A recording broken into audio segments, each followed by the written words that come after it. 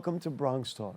Recently, Mayor Adams announced an $11.2 million deal to purchase a strip of land that runs from Cortlandt Park down along the west side of the Major Deegan Expressway to make way for the daylighting of Tibbetts Brook. This came as welcome news to the folks at the Cortlandt Park Alliance, BCEQ, the Bronx Council for Environmental Quality, and many Bronx advocates who've been pushing for this for decades. What is daylighting, you ask? And isn't Tibbetts Brook up there in Yonkers? Stick around and we'll explain why it's important to all of us. Also tonight we'll talk about the first ever Cortlandt Park Trail Run that's coming up in a few weeks. We've got parks people here with us. Please join me in welcoming the Executive Director of the Cortlandt Park Alliance, Stepanie Ehrlich. Nice to have you with us. Hi, Gary.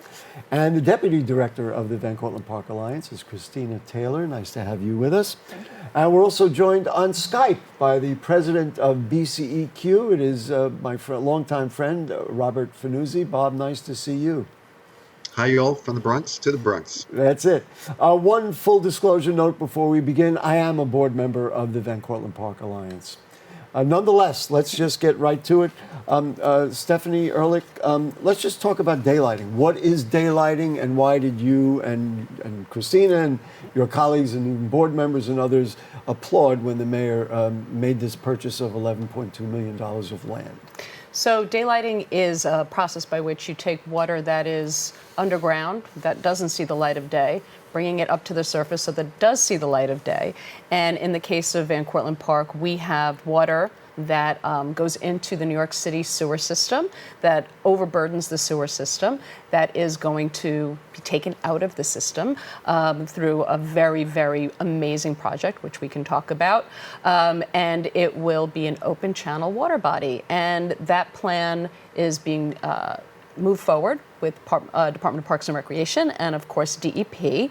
But the stretch of land that you're talking about was owned by CSX, the railroad company, and by acquiring that piece of property, we're going to be able to continue the daylighting so that we have even more parkland and a great, great stretch of greenway. I want to show people, because people have heard about this, they've read about it. I want to show you this picture of what it looks like. So you folks can see here in the studio, and we can see that there's that yellow line that runs. You'll see Cortlandt Park in the top right where we used to call it Cortlandt Lake. It is now called Hester and Pierrot's Mill Pond. Named after Hester and Pierrot. Those are two enslaved African people whose names we do know and that we honored officially at Juneteenth in 2021. Right. So anyway, if we could just put that back up. And so that yellow line represents the area that they're going to literally dig out. Is that how that works?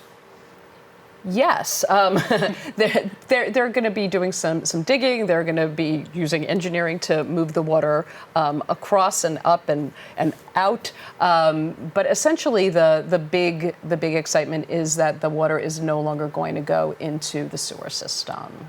And Christina, you have been working on this for, should we count how many years? About for 20. many Yeah. years.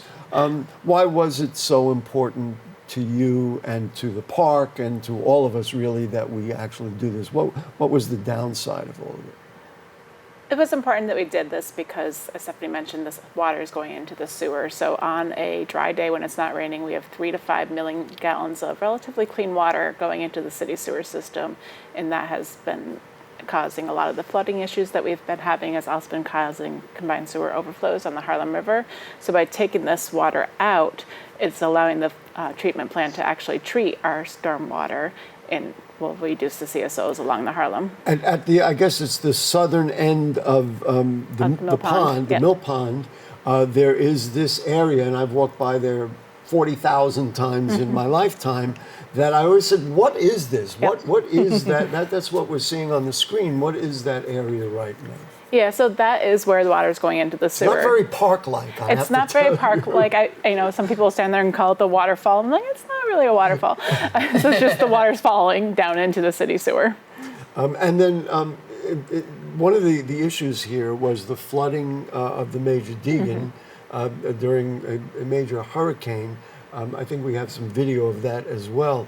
How will this alleviate the potential or partially alleviate the potential of having this Yeah. happen again? It won't completely eliminate from events like this from happening in the future. That was a lot of rainfall in a very short period of time, but this will decrease the chances of it happening during smaller rainfalls. It also maybe decrease the amount of flooding that there is because the sewers will be able to handle more of the rainwater. That video is interesting because it's taken from the perspective of the rail line, right? Mm-hmm. Okay, let's bring in Bob Fanuzzi, who's the president of BCEQ. Bob, we're talking about Van Cortlandt Park, and I mentioned earlier that daylighting is coming from Tibbetts Brook, which is up in Westchester County. Talk to us about kind of the larger picture of the watershed and Yep. why this is important, not only to us in the Bronx and at Cortlandt Park, but to a larger geographic area. Yeah, so this is a big picture. This is about our urban infrastructure that we forget have natural resources in them.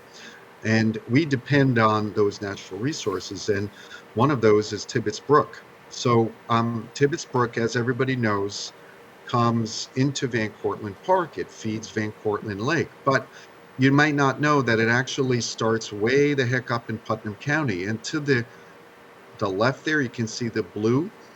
You can see just how far the Tibbetts Brook watershed comes. So Van Cortlandt Park gets a lot of groundwater during dry weather that sometimes during storms it can't handle. So what you saw when Hurricane Ida came was that the water came too fast and too much into the lake. The lake overflowed. There's already too much water in the lake coming from north, because remember, water obeys gravity and the north is higher than the south. So it flows into Van Cortlandt Park anyway. With climate change and stronger storms, you have a lake, and then that little tiny portal that you showed, the weir, the waterfall, that's too narrow for all the water. So the first incidence of daylighting actually occurred during Ida, and the community said, Enough is enough. Daylighted itself. That's right. Enough is enough.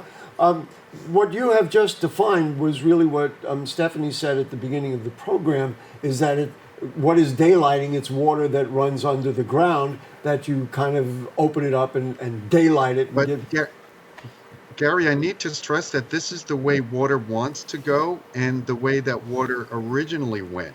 So it's fun to look at historical maps. You should all go to Kingsbridge Historical Society and thank Nick Dembowski for his fantastic archive work. But this is where Spite and Dival Creek used to run along the lines of Tibbetts Brook. And this is an ancient stream. It's almost like nature wants to find its ancient route. And so we tried to put that stream into the sewer. Nature will cooperate. And Bob wants to go down. Yeah. Bob, you had mentioned to me and showed us a picture that this was actually part of the 1993 Greenway plan to green and connect the Bronx. Just talk about what that plan was and how this begins to explain it, so to speak. Well, the Greenway plan originated with an idea to link the parks and bring communities together through greenways. And the extension of the Putnam Trail, first of all, through Van Cortlandt Park to the border of Van Cortlandt Park at the south, and then continues south beyond Van Cortlandt Park, is really central to the whole idea of the Northwest Bronx connected to the Harlem River. Right. So I just want to mention this this image was done in 1993. So this is an old image. That's 1997, but yeah, that was commissioned by BCEQ. Yep. So everybody, BCEQ has been advocating for both the Greenway and for daylighting since 93, and there's a photo from 97. The last thing I just want to ask you about, Bob, you folks have been talking about extending, because the way that yellow line we showed earlier goes to 230th Street. You talked about extending it further so the water will go further down. That sounds like to me a dialogue that's still to come, because there's other properties in the way, right? I mean, that's where it's at. The dream is to have Van Cortlandt Park connect people on bikes and on their own 2 feet from Van Cortlandt Park all the way to Randall's Island on a continuous linear parkland along the Harlem Got River. it. That is the Harlem River Greenway. I, And it, Bob, I just want to move it along and say thank you for that.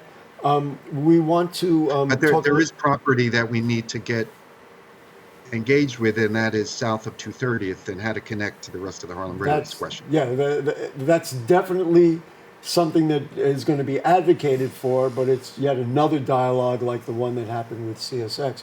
But I want to get back to our parks people. Stepanie Ehrlich, what does this mean for the park? I mean, there are going to be all kinds of changes. I mean, this is not only going to be a waterway, it's going to be a greenway for people, right? Yeah, And I just want to mention, we're going to show some before and after images here, so go ahead. So this is a real game changer for the park. We already have the Putnam Greenway, which opened in 2020. That is 1.5 miles of greenway that means that you can come down from the Empire State Trail into the Bronx, or you can walk to Yonkers, which I think is delightful. This is going to extend all the way, as Bob said, to the very, very southern edge of Van Cortlandt Park, and then extend beyond it. So we're adding parkland, and when do you get to see that happen? That is just absolutely amazing. We're Not also, often enough, let's put it that way. And we're also going to be adding access so that people who live on the eastern and southern part of the park will be able to get into the park in a better way.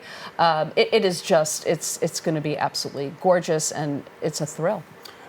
Christina, let's just talk about the area now. Some of the images there were the Van Cortlandt Park area, but the whole area now, so you come, in, for folks who know where it is, you come out of Van Cortlandt Park going south, then that whole area where the CSX railroad extended from, like, I don't know, what is it, Van Cortlandt Avenue West down to all the way down to 230th. That's going to be redone as well. It's going to be redone, yeah. So that was an abandoned piece of land for many years that was neglected. So it'll be a beautiful greenway with a babbling brook next to it. It's pretty exciting stuff. What are we talking about timeline? I mean, I'd like it today. So wouldn't we all? I tell you, we tried to snap our fingers for 20 years to make it happen. Where are we at as far as a timeline? So I would say that this is an amazing collaboration between Parks and DEP and all of the community members. This is moving really, really quickly. Really quickly? Yeah. Well, come on. Well, now it is. Now it is. All right. Well, that's why I introduced the program. It's saying that the $11.2 million purchase of the CSX rail line finally gave it the impetus. That's why we're doing the show. Absolutely. This is like the kick that we needed to get things into high gear. And so there's going to be some capital work that happens in the lake, the newly named Hester and Pierrot's Mill Pond. That's going to happen in 2024. And the whole project, which is enormous, should be completed by 2030. Okay, I'm going to do the math. All right. And when is there a shovel going in the ground? I mean, is there something that we can say, wow, is it going to be a ribbon cutting, or we're just going to get started? We're just going to get started.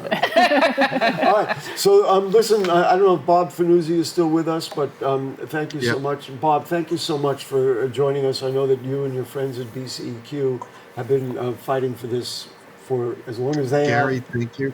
Thank you. And I just have to say that it will help us clean the Harlem River too, because we're taking all that water not only out of the sewer, but it won't go in the river. It'll restore in its natural area.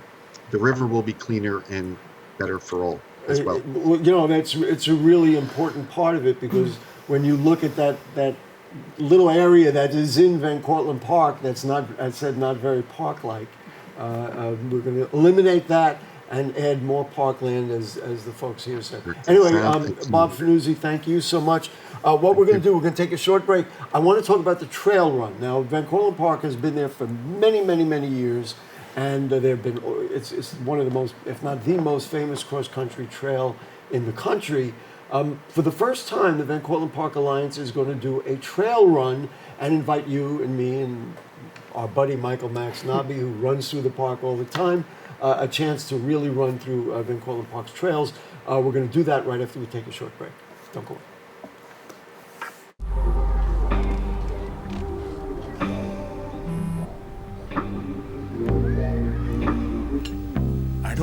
so sad. You've got a roof over your head. Bro, you gotta stop with that depression stuff. That's a white people thing. Escúchame, en esta casa los hombres no lloran.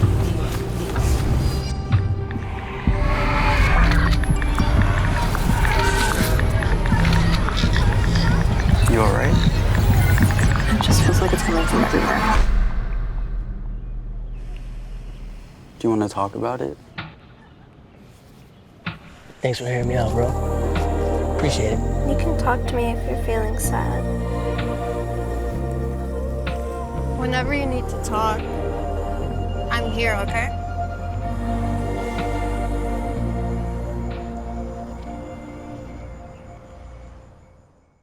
Is it time yet?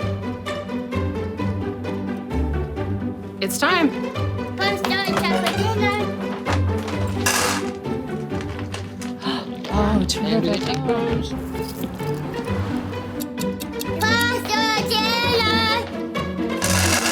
Donating pet food is one of the many ways you can help families in your community. Pets and people belong together. Learn more at petsandpeopletogether.org.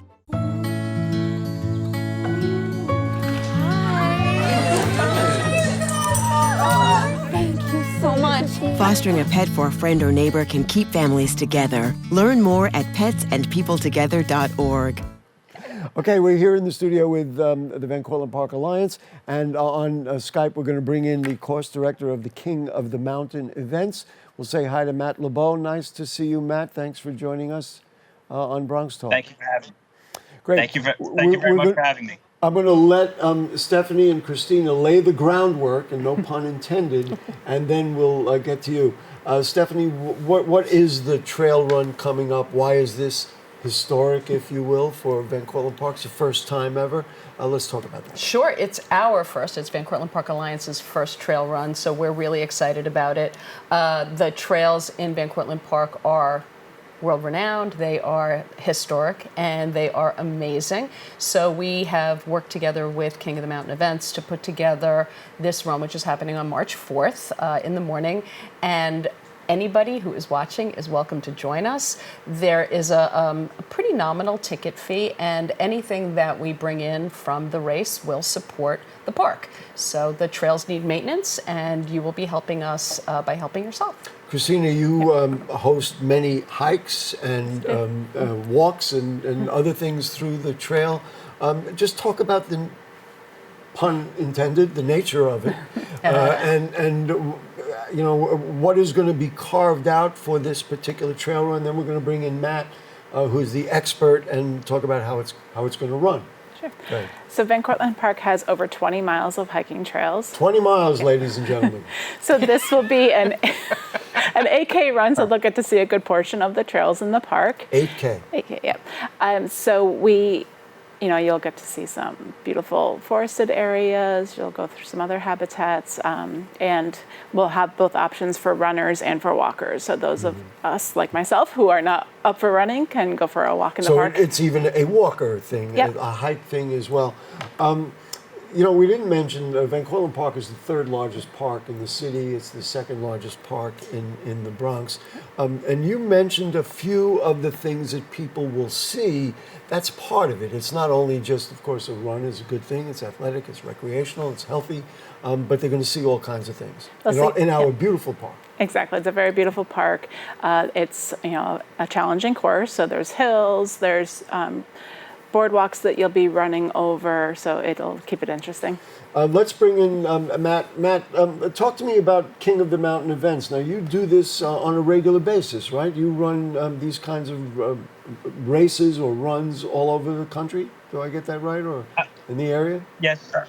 I participate myself in them all over the country, but my focus on putting them on with the King of the Mountain events has always been around New York City, because we have so many great parks, like Van Cortlandt Park and High Rock Park in Staten Island, Central Park, Forest Park, that people don't know about that live right here in the city. So on the weekends, they get in their cars, they're taking off, they're going up to Harriman State Park, they're going to New Jersey, they're going to the Poconos, the Catskills.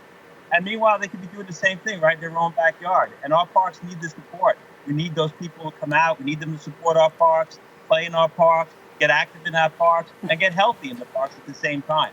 And so I'm going to ask you a very prejudicial question. Why is Van Cortlandt Park the most wonderful of all these and the most appropriate place to have this kind of thing? And we've got video so people will see what the trail looks like a little bit. So guys, just talk about the distinction of the city's third largest park in this realm. And so Van Cortlandt Park is unique in the amount of rolling hills and elevation that you could find in this park, and its proximity to Yonkers, which is one of the hilliest cities in the country. I think it might actually be second only to San Francisco. It just makes it a real outstanding venue to have a trail race. And when you're doing trail races, unlike road races, you like the roll and the flow of the trails and the course. It just makes it more interesting. And trail runners are looking for something that's a little bit more interesting, a little bit more challenging. They're looking for sights and sounds as well as the fitness aspect of it. So here's just a look at what Christina was talking about and you alluded to as well. I mean, you can see all the different sections of the park. One of the things that I like a lot about it is because a lot of people haven't been all the way up on the hills there, and they're past some of the historical sites, the old gravesite and all that kind of stuff. What's the challenge?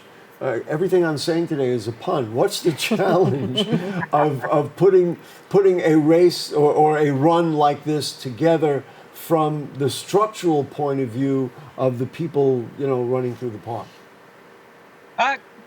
So in a trail race particularly, because you have to leave the parks open because they're public spaces, so you can't close off trails with barricades and stuff to guide people through. Like if you were doing a road race, you would just shut down roads and you have police officers at every corner. So when they're doing a trail race, we mark it a little differently. There'll be streamers in the trees and pin flags along the ground and some chalk arrows around the turns. So, and you have to pay attention. So a road race, you can kind of just blindly run and you're not going to get lost. In the trail race, part of getting through the course and part of the adventure is following the course. And one thing we emphasize to everybody is, don't follow the person in front of you. They might not even have been home yet from last night. They might just have come right from the bar and they just wandering around aimlessly, and here you are following through the park. So you have to follow the course markings yourself. You have to pay attention to the course. You just have to be aware of where you are and also where you're stepping. Because like Christina pointed out, there's boardwalks in the park. They got to be going up some steps. There's rooted areas. There's a lot of ups and downs. There's water dams. So you have to be aware. You have to pay attention, which is a little bit different. There's a little bit more to be concerned about when you're doing a trail race, but it also makes it that much more interesting, and it gives you that much more of a rush when you're out there doing it. Well, I think it's one of the things is the beauty of the park, the contours of the park, and all the different areas. He's used the word race. Now, this is a run, not a race, or are people going to be timed? I mean, what's going to happen? So people will be timed, actually. Uh-oh. Yeah. I know, you don't want Gary's time. 4 hours, 5 hours, 8 hours will be here tomorrow morning. It's more about personal best. Okay, that's right. Yeah. There you go. Yeah. So it will be timed, but so it's kind of a race/run. I mean, are we going to celebrate winners? We don't know yet. I don't think we're really celebrating winners so much as runners really like to know how they did. So that's an important part of it. And in order to register, just go to all of this stuff that we've been talking about is vancortlandt.org. Vancortlandt.org. And you can find out how to do it.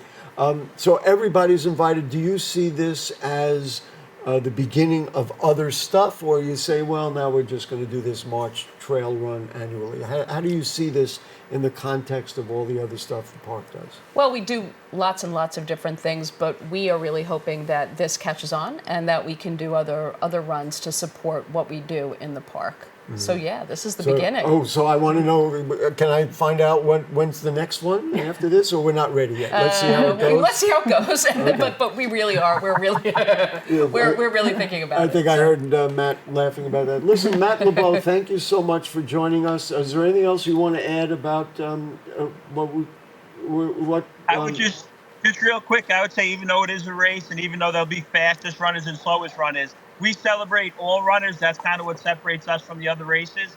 I want to celebrate the person who just got off the couch and came out and tried this for the first time as much as the person that set a course record in Van Cortlandt the day before. So we're going to celebrate everybody that comes out to celebrate this great day and this great park with this great organization. and it's just going to be a good time. You are the king of the mountain, Matt LeBow. Thank you so much for joining us. Thank you very much for having me. All right, I want to talk about some other things going on in the park. Let's see, you gave me a list here, so let's see, April 11th is East Meets West. You want to talk about what is East Meets West? So we are going to do a joint fundraiser with our friends at the Friends of Pelham Bay. So Pelham Bay is the largest park in the Bronx, and we are the second largest, so we're all going to come together, celebrate. Wow, how exciting. And raise that'll a little funding. be on April 11th. Yep. And then let's see, the next thing is May 6th. What is Pinkster? Ooh, Pinkster. So Pinkster is a really, really interesting holiday that a lot of people don't know about. It has its roots in Dutch tradition, but also enslaved African people celebrated Pinkster. It's something that took place historically along the East Coast in New York, D.C. And so what are we going to do in the We're park? going to have music, we're going to have crafts, and we're going to learn what Pinkster is all about. There we go. Okay, so that's May 11th. The next thing I have is, that's May 6th. May 11th is the Springtime Shindig. What is that? So that is our annual spring benefit. So it's our largest fundraiser that we do each year to raise funding for the educational programs that we run. And speaking of annual, the Philharmonic's coming back June 13th. Yes, it is. That's going to be exciting. And then Juneteenth, which is now a regular event in Van Cortlandt Park. What is going on June 19th? So Juneteenth, we will be celebrating on Juneteenth itself, and that's a partnership that we have with Bronx Arts Ensemble. We will have music, performances, readings, and then we visit the enslaved African burial ground located within the park. Listen, a lot going on in Van Cortlandt Park, the city's third largest park. I am very big in supporting all our parks, and in particular Van Cortlandt Park, which is my local park. Stepanie Ehrlich, thank you so much. Thank you, Christina Taylor. We thank Bob Fanuzzi, Matt LeBow, and you for getting out and enjoying the park and contributing where necessary, and being part of the community in the Bronx that celebrates healthy and wonderful environmental activities. So that's it. Thank you, folks. Thanks to our producer, Rebecca Hemick. Our director is Nick Marrero. Thanks to the cast of thousands who are around us working with us in the studio. Now, next week, we go into politics. We talk about the new majority of women in the city council and what it means for the Bronx and the city. And we'll see you then. Good night.